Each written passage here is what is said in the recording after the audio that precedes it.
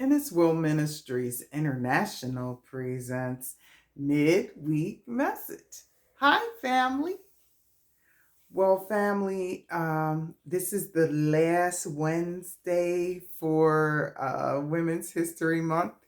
And so, ladies, I want to talk to you about a couple of things today.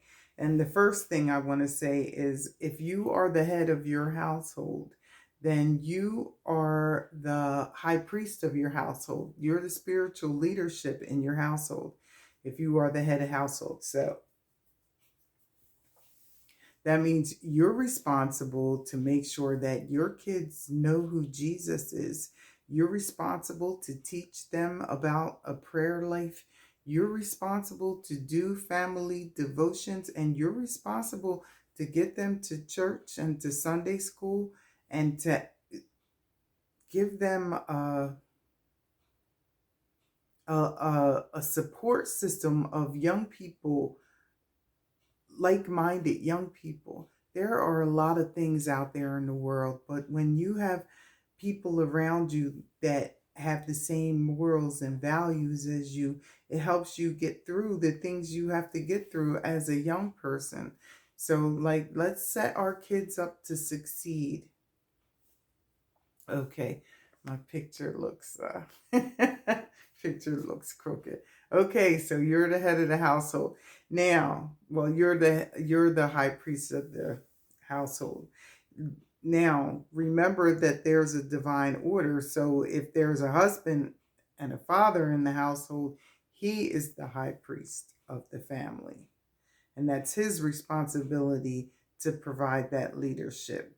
Now, if the husband is not a believer and you're unequally yoked, you are still responsible to provide that for your kids. You are still responsible to provide your you're responsible to introduce your kids to Jesus, to make sure that they are taught about having a relationship with him.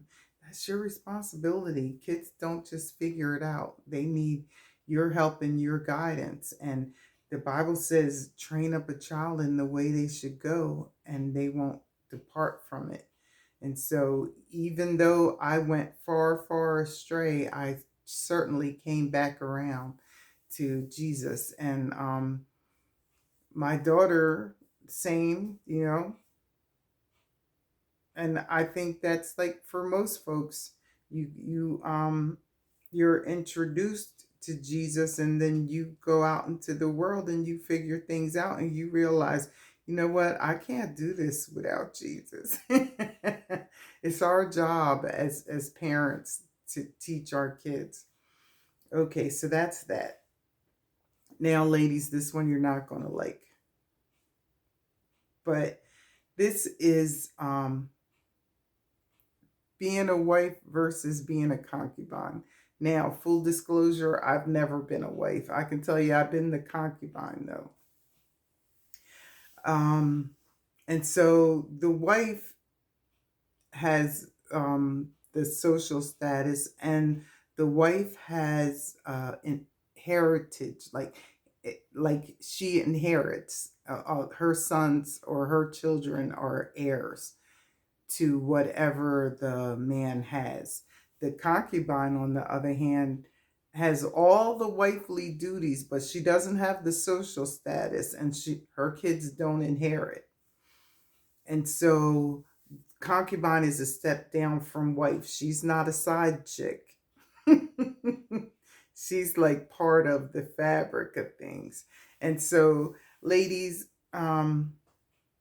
what I consider a concubine now is when you are with somebody for like 5 years, 6 years, and they haven't married you, and there's no talk of marriage, and there's you've got all the wifely duties, and guess what? They're not marrying you. And when you get tired of it and you break up with them, they go off and meet some chick and marry her a year later. That's because she's the wife that they've been looking for.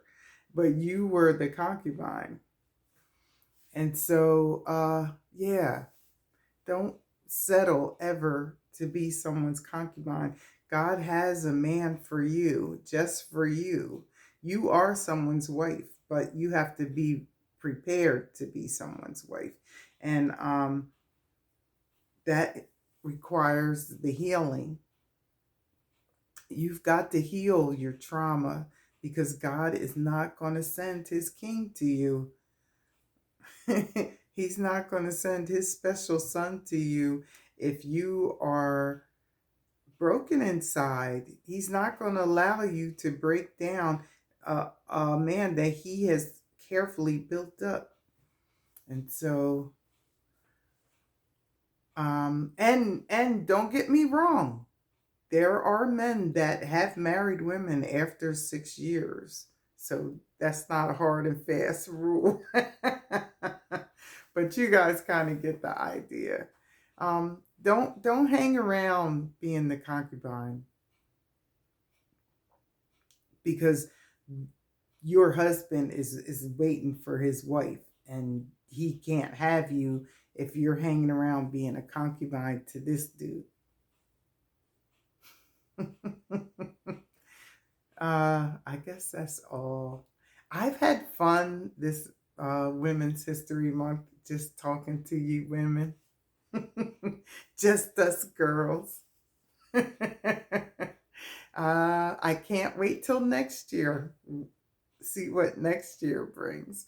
Well, ladies, I guess after this we'll be preparing for Easter. Now, Easter isn't a big holiday for me, but it might be for you, and this is for all of you family. We can prepare for Easter. We can prepare for the family stuff or the lack of family stuff. We'll do that, okay? Well, join us again next time when Ennis Will Ministries International presents Midweek Message. Until then, bye.